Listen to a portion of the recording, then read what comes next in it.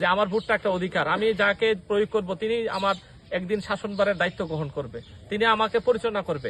এমন ব্যক্তিকে তো দায়িত্ব দেওয়া দরকার যিনি সৎ হবেন, যিনি যোগ্য হবেন, যিনি দেশপ্রেমিক হবেন, এরকম লোকদের দায়িত্ব দেওয়া দরকার। সাথে সাথে তিনি আল্লাহ ভীরু হবেন।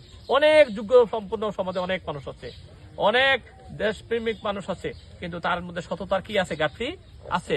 আল্লাহর ভীরু, আল্লাহকে ভয় পাওয়ার মতন, তার ভয় পেয়ে জীবন পরিচালনা করার মতো ঘাটতি আছে। আমরা এই কাজটা, যেটা আমরা যে শূন্যতাটা আছে, এই শূন্যতা ফিল আপ করতে চাই।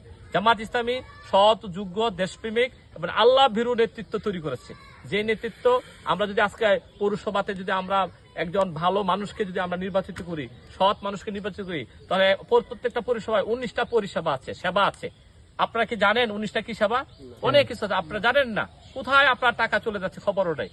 একটা উপজেলাতে যদি আমরা আমাদের একজন ভালো ব্যক্তিকে আমরা নির্বাচিত করি, একটা ওয়ার্ডে যদি আমরা একজন ভালো মেম্বার নির্বাচিত করি, একটা ওয়ার্ডে যদি আমরা ভালো কাউন্সিলর নির্বাচিত করি, সংসদে যদি আমরা একদম ভালো মানুষকে পাঠাতে পারি, যিনি সৎ হবেন, যিনি যোগ্য হবেন, তিনি দেশপ্রেমিক হবেন, সাথে সাথে তিনি আল্লাহ ভীরু হবেন, আল্লাহর ভয়ে যে জীবন পরিচালনা করে, সে কি কখনো জনগণের চাল মারবে? রাস্তাঘাটে এই যে কঠিন একটা অবস্থা, এই রাস্তাঘাটের এই সমস্যা কি আর থাকবে? ঢাকার থেকে যদি আপনি আসেন, ব্রাহ্মণবাড়িয়া বিশ্ব রোড থেকে শুরু করে এখানে করবা পর্যন্ত আসা খুবই কষ্টকর অবস্থা। এখনকার রাস্তাগুলো খুব জীর্ণ অবস্থা, করবার রাস্তাগুলো খুব জীর্ণ অবস্থা।